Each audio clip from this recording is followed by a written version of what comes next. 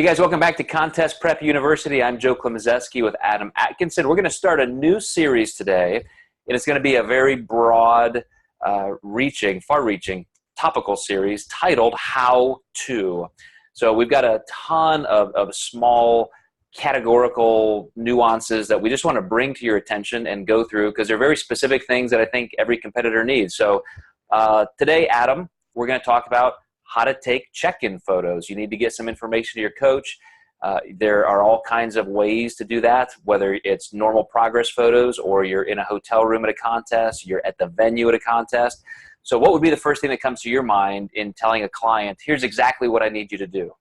Yeah, I think the biggest dilemma I see is some people will take them not posed and they'll just do the quarter turns, and some people will take them posed.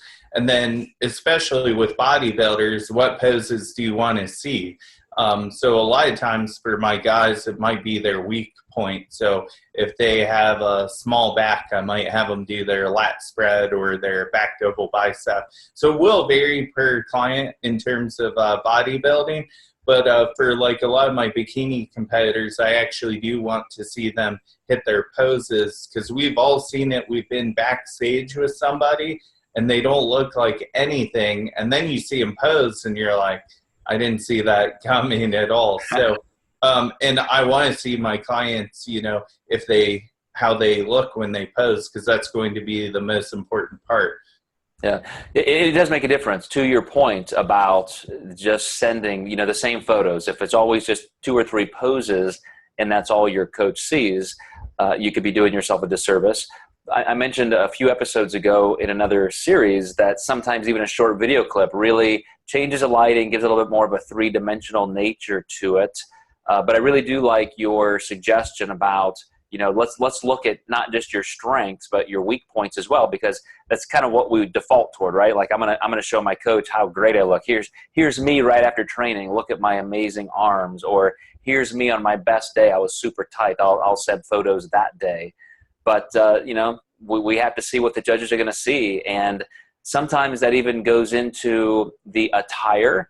I know a lot of clients don't necessarily want to, put on their posing suit when they are 20 pounds out from the show.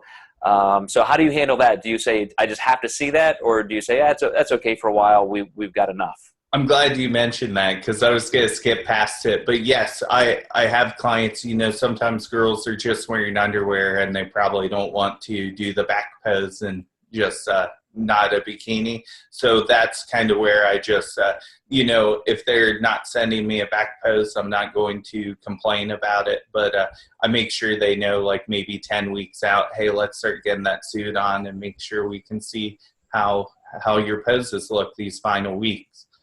Exactly. I'm the same way. I mean, for just some common courtesy, I will always say, look, you can keep on the running shorts, that kind of thing. But as we get closer, and like you said, 8, 10 weeks, 12, like we really need to start judging our timing and pace. And so much sooner than you might want to, we definitely have to start seeing what the judges are going to be viewing on stage.